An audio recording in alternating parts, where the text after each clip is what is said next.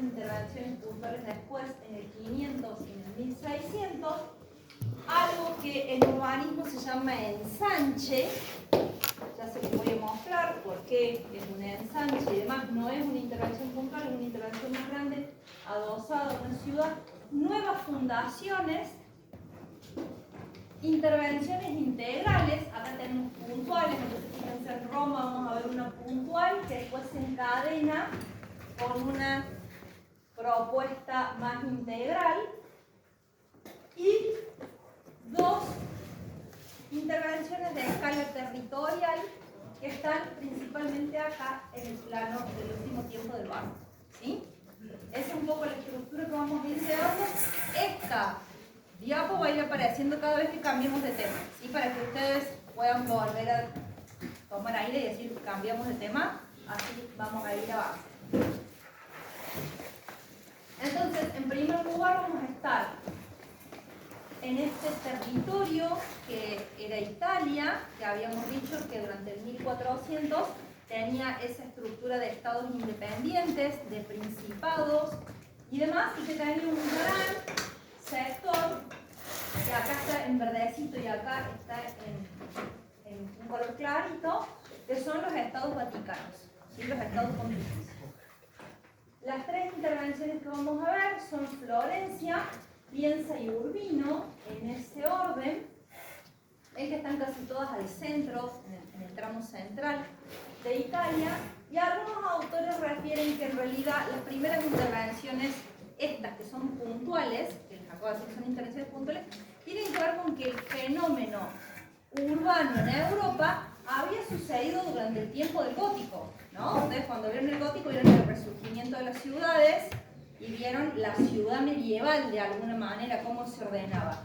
Entonces, las ciudades ya habían sido medianamente organizadas en ese tiempo del medioevo y no había pasado tanto tiempo, ahora habían pasado apenas 100 o 200 años de aquellos fenómenos, entonces no hay ni mucha más población, ni es que las ciudades, ni nuevas fundaciones, porque la población está bastante estable. Entonces lo que vamos a ver son algunas intervenciones. La primera es en la ciudad de Florencia. Florencia la habíamos planteado, habíamos definido como uno de los principales escenarios del Renacimiento del 400. Florencia había sido una ciudad de fundación romana. Allá, ¿no? Allá lo ven, ese cuadrito que tienen ustedes, ese mapita que tienen acá arriba, este grafitito que tienen acá, es la Florencia romana con sus murallas, Cardo, Decumano, Foro, etcétera, etcétera. Una ciudad no tan periférica dentro del imperio porque estaba al norte de Roma y había crecido, este río es el Arno, había crecido durante el periodo medieval, había extendido sus murallas. ¿Y cómo creció? Esto seguramente era un damero, ¿no? Cargo de humano y un damero, y después en el medievo, ¿cómo creció? Desordenada, irregular, espontánea, ¿no? Como crecía la mayoría de las ciudades durante el periodo medieval. Entonces, la aparición de estas familias que habíamos dicho, de comerciantes adinerados, estos burgueses, principalmente en este caso los Medici, dentro de lo que era la ciudad de Florencia, ¿sí? Y la posibilidad que ellos tienen de contratar profesionales que ejecuten determinadas obras, principalmente con la vista de completamiento de la ciudad medieval, hace que Cosme Medici contrate a este señor, que es Filippo Brunelleschi. Ya les voy a mostrar, la próxima vez que tengamos clase, les voy a mostrar las obras de Brunelleschi en Florencia, pero son todas esas que están marcaditas ahí en negro. Unas cuantas, ¿no? Las intervenciones que él hace completando iglesias o haciendo iglesias, la iglesia de San Lorenzo, la intervención en la catedral, etc. Ahí tienen una listita. Ahora yo me voy a concentrar en ese puntito, que es el 7, que fue el encargo a Brunelleschi de construir un hospital.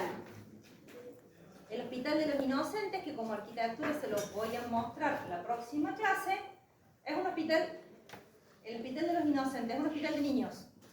¿Sí? Esta idea de decir el Hospital de los Inocentes se refiere a eso, bastante temprano, en el siglo XV.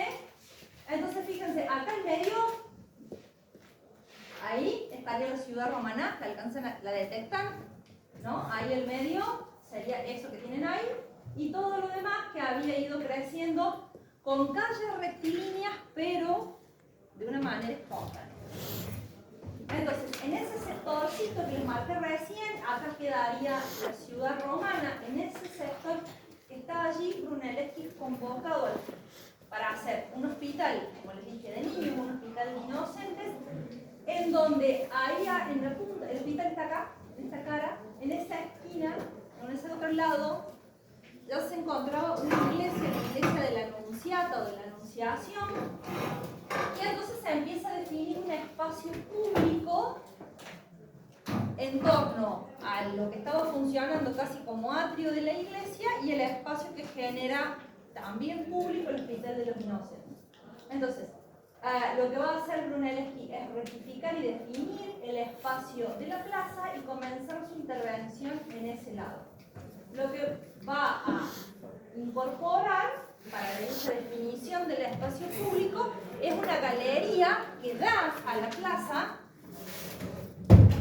y que funciona como una especie de transición entre el espacio público y el privado, ¿sí? Como una galería, como una logia que funciona de transición y que cualifica de alguna manera el espacio de la plaza.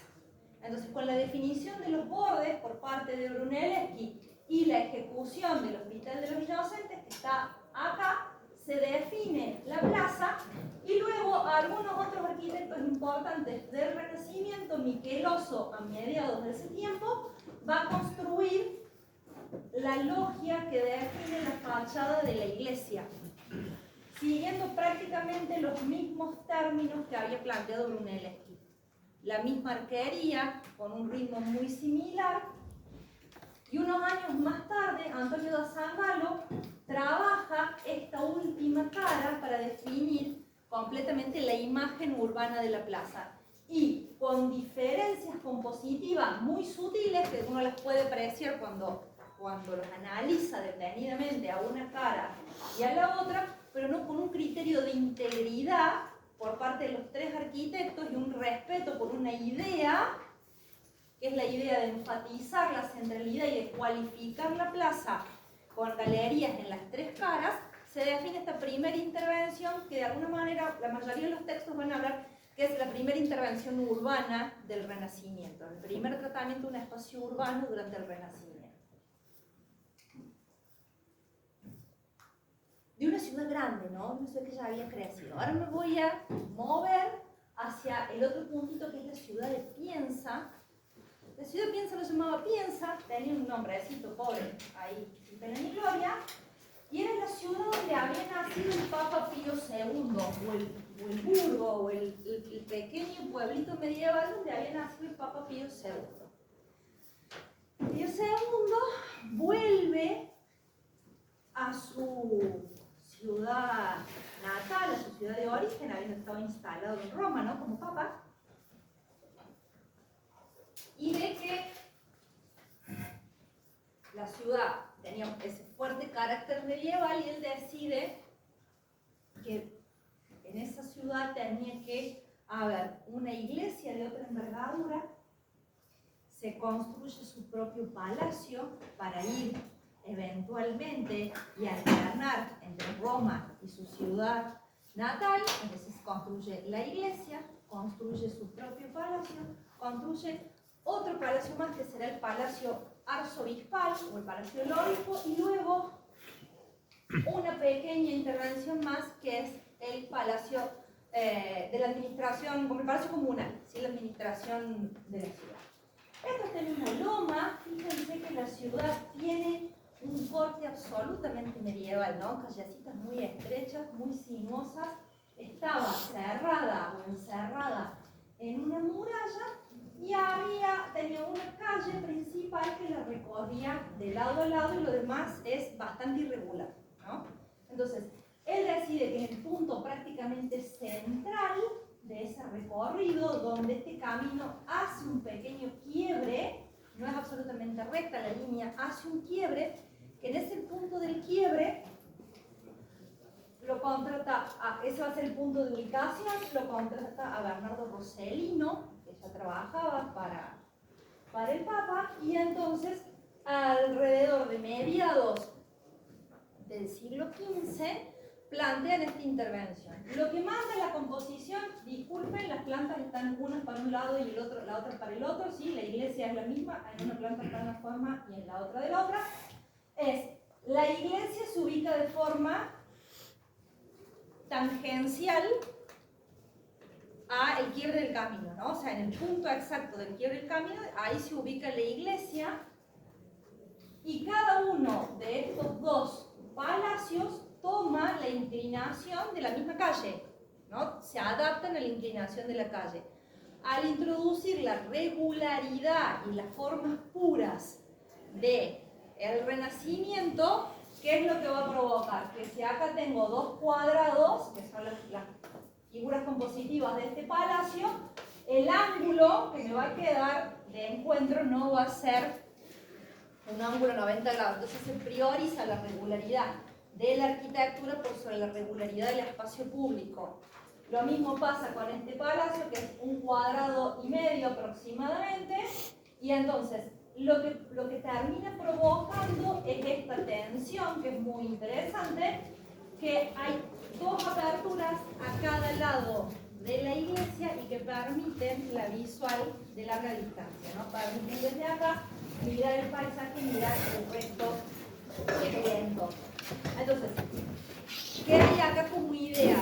Una priorización de la regularidad de la arquitectura por sobre la regularidad del espacio público, y las figuras de la arquitectura definen de alguna manera la morfología. Una intervención muy chiquita,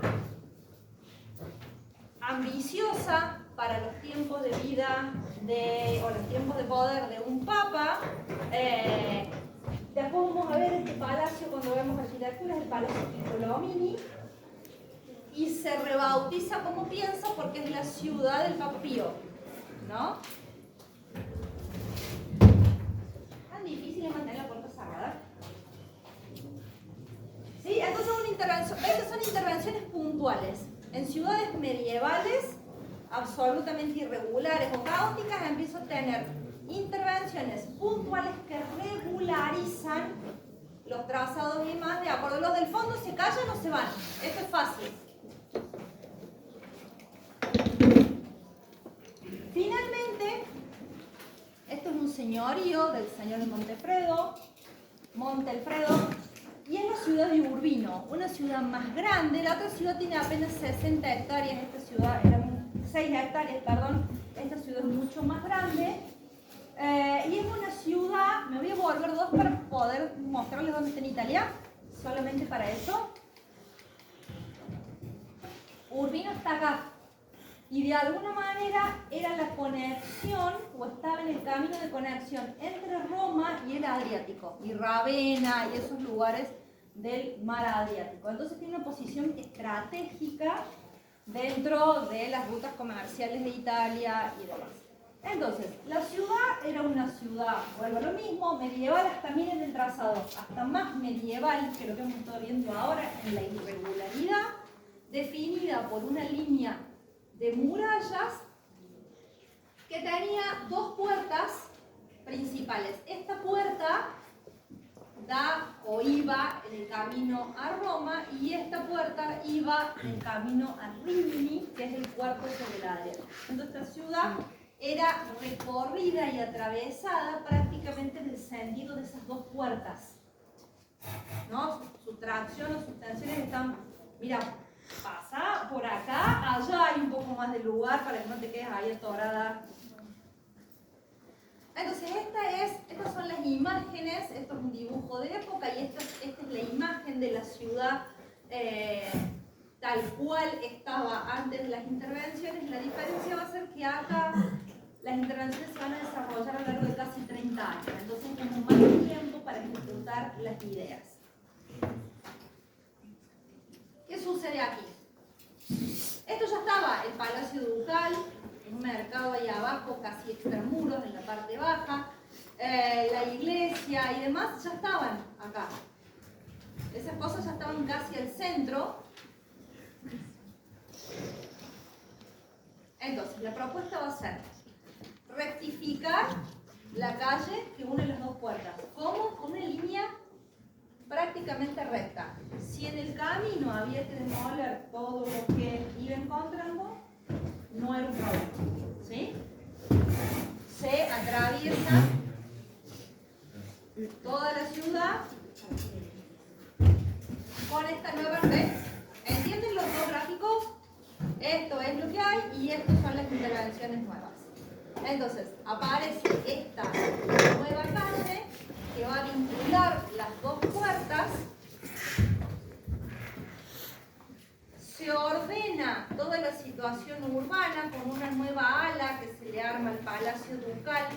En esta parte, el palacio de nuevo prioriza su forma regular aquí y gana como espacio urbano todo lo que está en negro. Ahí están los espacios urbanos que se generan, ¿no? Una plaza por este lado y esta otra plaza que define la articulación entre el palacio y la iglesia principal.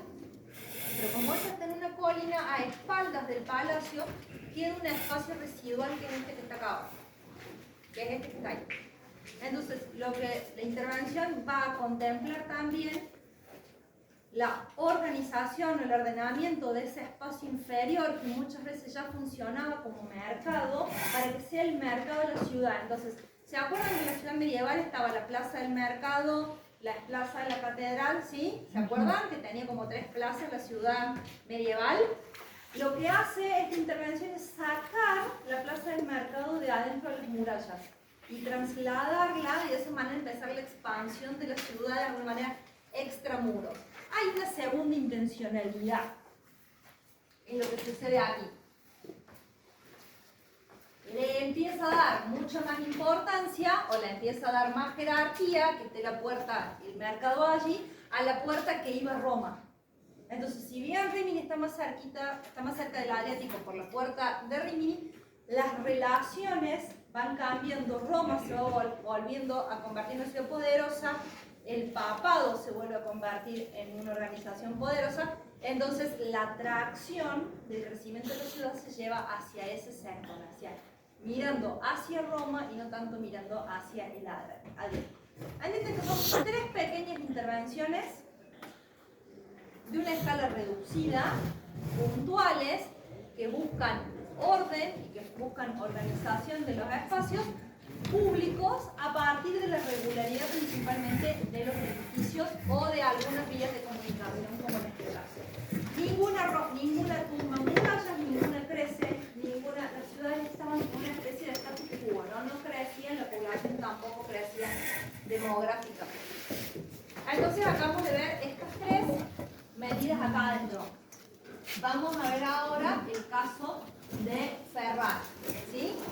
Ferrara está en el norte de Italia, está ligada principalmente a la zona veneta o al área de Venecia, tiene un gran vínculo comercial con Venecia a través del río que pasa por la ciudad de Ferrara, es el Po, que va a desembocar en el delta del Po va a desembocar en el área de Venecia, entonces el mismo río que la atraviesa tiene ese vínculo con Venecia, está en el área lo que se llama la Emilia Romana, la ciudad de Ferrara, y en este caso es una ciudad que estaba bajo el dominio de una familia, que es la familia d'Este, d'Este.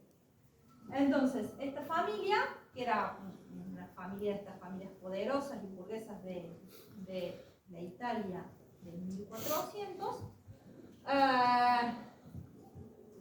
vivía en un castillo medieval que está ahí en medio, con foso y todo, ¿no? Bien medieval, más medieval casi que no se puede. castillo, foso y demás. El castillo está ahí al medio y el castillo está en este punto ahí, en este plano ahí. Esta es la primera intervención que se hace en Ferrara, que es esto que se ve acá, ahí en ese costadito. Lo alcanzan a ver que está como morado, una calle rectilínea con otras calles que la atraviesan a 90 grados. Entonces, dentro de lo que era la vieja ciudad medieval, el primer ensanche es hacia el sur y es apenas el trazado de esta calle con esa regularidad de las calles que la atraviesan. Eso era lo que en realidad la ciudad necesitaba, ¿no? Con ese ensanche, la ciudad de alguna manera funcionaba. Pero entre fines del 1400 y principios del 1500, Hércules, era el nombre del señor, decide que era tiempo de darle otra escala y otra magnitud a la ciudad de Ferrara. Entonces contrata a Biagio Rossetti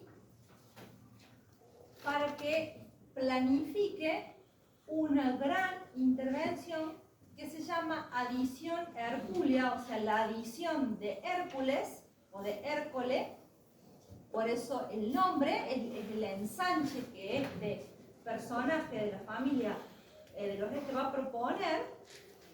Y fíjense lo que sucede. Primero que la primera cosa es definir un perímetro urbano, un nuevo perímetro urbano, para lo cual van a construir murallas que definen ese perímetro urbano, pero ya no son unas murallas medievales, sino que son unas murallas, entiéndanme acá el uso de la palabra, unas murallas modernas a prueba del fuego de cañón. Han cambiado los armamentos, entonces lo que ahora necesitamos es una muralla que resista los cañones y el fuego de pólvora, que antes no era el problema. Entonces, la muralla es una muralla mucho más ancha, más importante, con camino de ronda en la parte superior, y con foso en buena parte de ella, ¿no? Alrededor de toda la muralla se establece el foso. Luego, un trazado que sí es absolutamente regular, que son estas dos calles, ¿sí? De algún modo piensen que esta ciudad no era romana, pero ¿se acuerdan que hablamos del Tratado de Vitruvio?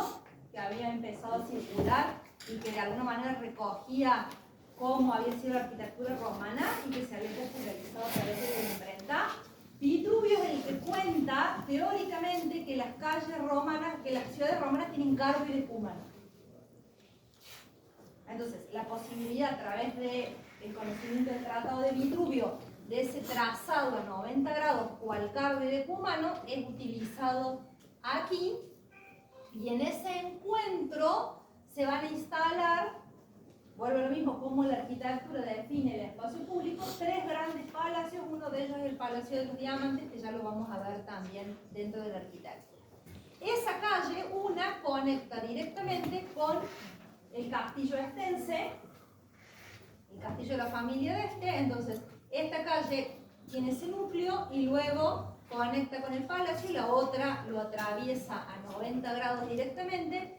Y fíjense, de alguna manera, la perspicacia de Biagio Rossetti, que podría haber tomado calles paralelas directamente, pero lo que busca es, las calles estas se conectan con las viejas calles de la ciudad. Entonces son rectilíneas, pero no hacen un damero regular, porque lo que están buscando es que la ciudad vieja no quede desconectada de esta nueva ampliación o de este nuevo ensanche. Entonces las calles, en este sentido, ven que incluso se articulan para poder enganchar con el viejo trazado de la ciudad medieval.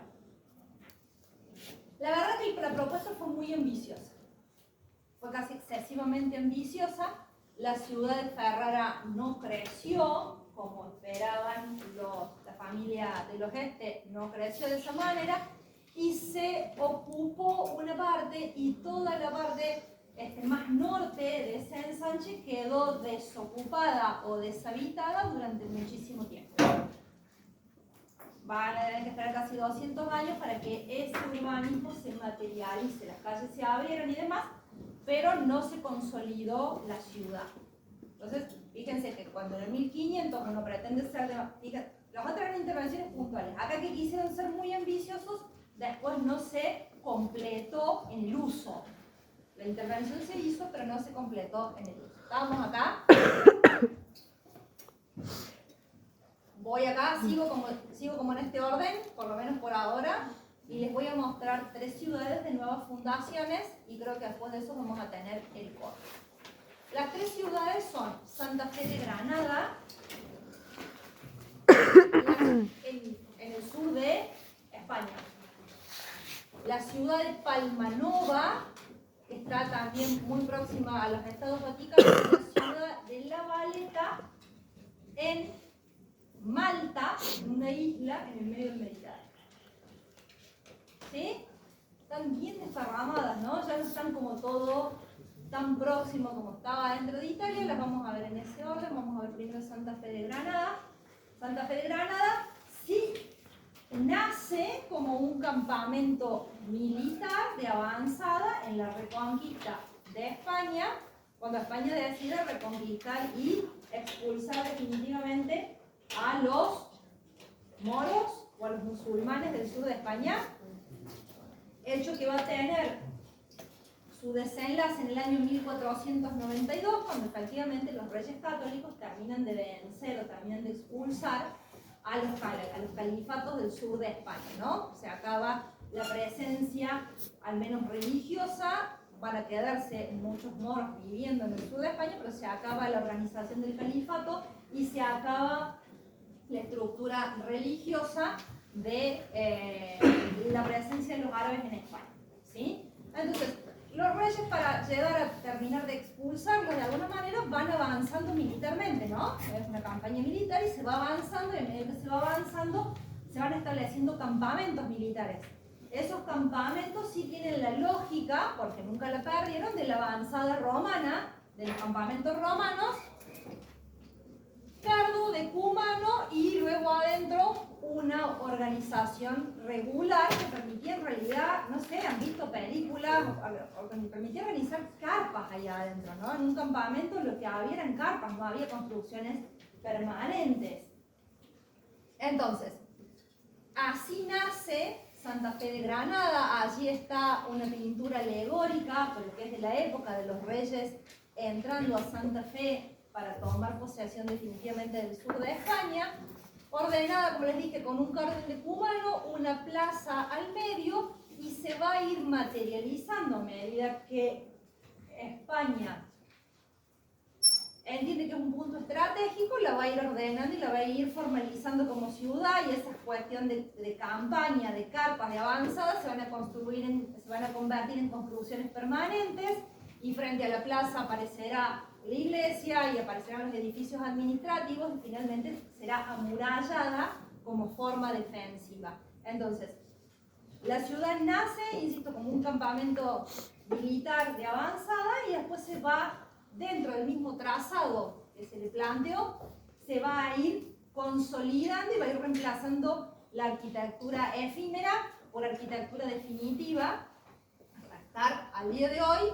La ciudad ha crecido, pero hasta el día de hoy, en el centro uno puede seguir leyendo la vieja fundación del año 1492 en el momento de la reforma. ¿Por qué me interesa que vean esta ciudad? Así entre nosotros, no vale 2 mangos, ¿no? No les muestro el criterio, no les muestro nada de ahí adentro. ¿Por qué me interesa? Porque esta ciudad va a dar estructura a todo el urbanismo americano. Si Santiago del Estero es un damero, si Córdoba es un damero, si Buenos Aires es un damero, se deben en gran medida a la influencia de esa última experiencia española en el sur de España, que se transfiere a América con la conquista de América. Después esto lo vamos a ver, pero hay una cantidad de ciudades que son regulares. La vamos a ver cuando veamos la unidad número 2, pero quiero que entiendan cuál es el vínculo, porque después cuando esto aparece en la unidad número 2, dicen esto de dónde viene. Viene de acá, nos vamos a ocupar de esto más adelante, pero tiene que ver con eso. ¿Se acuerdan que cuando hablamos del Renacimiento decíamos que hay como una cantidad de pensamiento idealizado que queda en ese plano, en el plano de las ideas, en el plano de las utopías. Y a partir de que algunos arquitectos o profesionales empiezan, ¿se acuerdan que yo les dije que el Tratado de Vitruvio, el que encuentran y que empieza a circular a través de la imprenta, no tiene dibujos? Todo lo que se dibujó fue a partir de interpretar lo que está escrito. Entonces, de esas interpretaciones de lo escrito aparecen estos dos esquemas que son los superiores que están allí, que tienen que ver con la graficación de un relato, ¿no? Por eso no necesariamente son iguales, hay una descripción que cuando uno lo empieza a dibujar, ¿no? Como cuando dicen, cuando uno lee un plano Manzuri que dice tantos metros de norte a sur y después en un ángulo de tanto hace tal cosa y va a tantos metros, bueno, de esa misma manera se hacen estos dos gráficos que de alguna manera reflejarían lo que Vitruvio planteaba como ciudad dentro del mundo clásico. Una ciudad amurallada con un damero adentro y demás. Y a partir del estudio de eso empezaron a aparecer algunas propuestas, por eso dice hay ciudades ideales y algunas reales. Algunos arquitectos, algunos teóricos de la arquitectura van a empezar a plantear ciudades ideales. Como dibujamos nosotros cualquier proyecto y después no se ejecuta, ¿no? ¿Cuántas cosas hacemos y dibujamos y después queda en los papeles por los siglos de los siglos? De esa manera, algunos de estos arquitectos más reconocidos de este tiempo van a empezar a plantear ciudades ideales. Este es el planteo de Filarete para una ciudad que se llamaría Sforcinda, que es una ciudad para la familia Sforza, que nunca se realizó. Giorgio Vasari plantea una ciudad ideal sin importarle para quién, es su imagen mental de lo que sería una ciudad ideal. Acá hay otra, la de Giorgio Martini. Esta de Cattaneo es un planteo de una ciudad ideal pero marítima, pegada al mar. Otro esquema de una ciudad amurallada, también quedado en las ideas. Ven que todos coinciden en tramas regulares en el interior, muchos con una cuestión radial también, ¿no?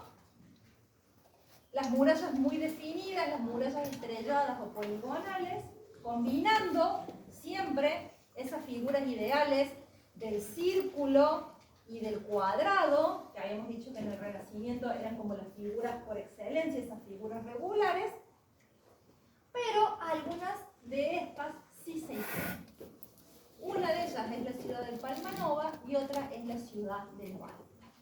La ciudad de Palmanova, adjudicada, porque en realidad no se termina de estar claro a Savorgnan su plano, es una ciudad que nace por cuestiones defensivas.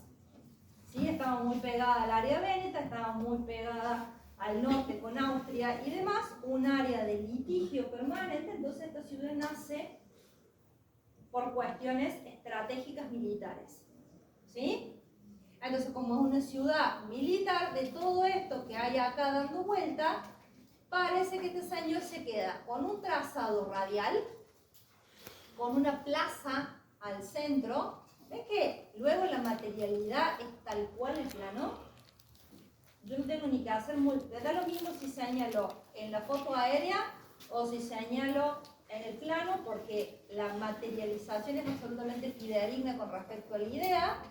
Una plaza que también tiene 1, 2, 3 octogonal al centro, perdón, hexagonal, igual que lo que está planteado por acá, un vacío. De allí parten las calles con un trazado radial y el otro sistema vial es concéntrico, ¿no? Sigue tomando la misma forma poligonal de manera concéntrica hasta que llega a la muralla. De nuevo, una muralla como la muralla de Ferrara, una muralla moderna, pensada para defenderse de ataques ya de armas de pólvora, y que tiene una muralla, un foso y un doble sistema de bastiones. Fíjense que acá está como muy inocente marcado, pero si uno lo ve en el territorio, estaba la muralla, el foso, que ahora no tiene agua, lógicamente, y un doble sistema de bastiones que permitía salir de la muralla, pasar por subterráneo y llegar a los bastiones defensivos que estaban en la segunda línea de defensa. Realmente una ciudad pensada como con mucho concepto defensivo, como con mucho concepto militar. La ciudad tampoco se materializó prontamente, tiene algunas puertas, todas tienen este tratamiento arquitectónico, las puertas que están en la muralla, con el puente de leva, ¿no? Como todo lo que uno se imagina esta ciudad defensiva, y este es el vacío central de la plaza. Les dije, en el medio del Mediterráneo, en la isla de Malta, la ciudad de La Valeta, otra ciudad que incluso da un paso más allá porque es una ciudad fundada por una orden militar, como fueron los templarios, que eran religiosos y militares. ¿Sí? ¿Alguna idea tienen de lo que estoy hablando?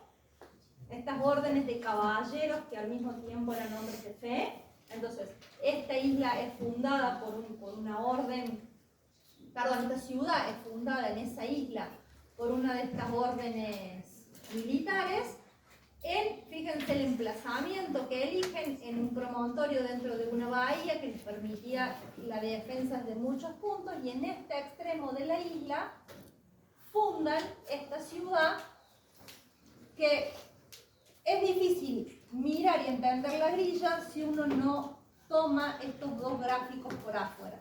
Entonces, a partir del punto central, que aquí estaría tomado afuera, hay un trazado radial que no se materializa, pero que define la posición de las otras calles, ¿sí? Donde se van cruzando ese trazado radial, se van produciendo las intersecciones. Entonces ven que la retícula no es regular, se va achicando a medida que llega a los bordes porque depende de un trazado radial. Y lo mismo sucede para las calles en el otro sentido. Entonces es muy regular, o son casi cuadradas las manzanas del centro, y las de los costados se van cambiando en su fisonomía dependiendo de ese trazado que tiene que ver con figuras puras y que tiene que ver con lo radial.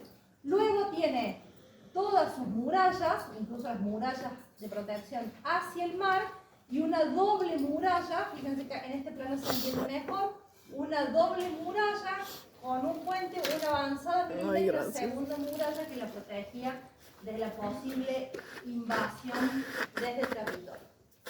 Entonces, ciudades que tenían como ese concepto de la ciudad ideal, pero que se materializan por cuestiones militares o defensivas, las tres: Granada, Palma Nova y La Valeta. ¿Sí? Váyanse a tomar aire y después nos ordenamos y cuando